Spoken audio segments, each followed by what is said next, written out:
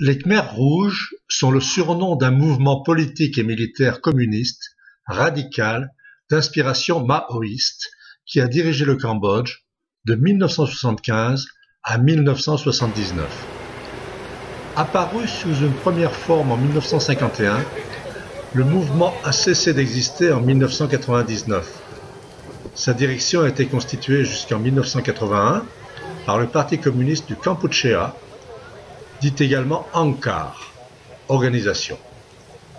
De 1962 à 1997, le principal dirigeant des Khmers rouges a été Salot Sar, plus connu sous le nom de Pol Pot. Les Khmers rouges ont pris le pouvoir au terme de plusieurs années de guerre civile, établissant le régime politique connu sous le nom de Kampuchéa démocratique. Entre 1975 et 1979, période durant laquelle ils dirigèrent le Cambodge, leur organisation a mis en place une dictature d'une extrême violence, chargée, dans un cadre autarcique, de créer une société communiste sans classe, purgée de l'influence capitaliste et coloniale occidentale, ainsi que de la religion. Le régime Khmer rouge s'est rendu coupable de nombreux crimes de masse, en particulier de l'assassinat de plusieurs centaines de milliers de Cambodgiens, selon les estimations minimales. Le programme d'études sur le génocide cambodgien de l'université Yale évalue le nombre de victimes à environ 1,7 million, soit plus de 20% de la population de l'époque.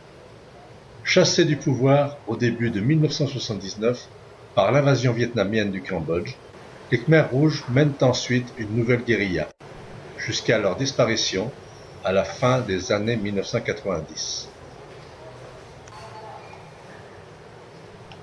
Tuol Sleng, ou S-21, est la plus connue des quelques 190 prisons que la police politique, Sanbetal, de la dictature Khmer rouge avait disséminées à travers le Cambodge, durant les années 1970. Située dans la capitale Phnom Penh et dirigée par Kong Kek Le, alias Douche, elle dépend directement des plus hauts dirigeants du régime.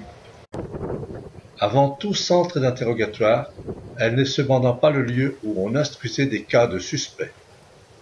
Tout détenu envoyé à Tuol Sleng est en effet un coupable obligé, dont il s'agit d'obtenir la confession de crime, si besoin imaginaire, avant son exécution pratiquement inéluctable.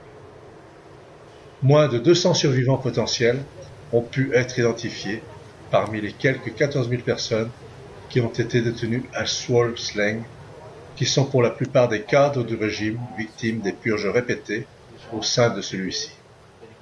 Également connu par ses archives, en large partie retrouvées en 1979, Tuol Sleng est depuis janvier 1980 le musée du génocide khmer.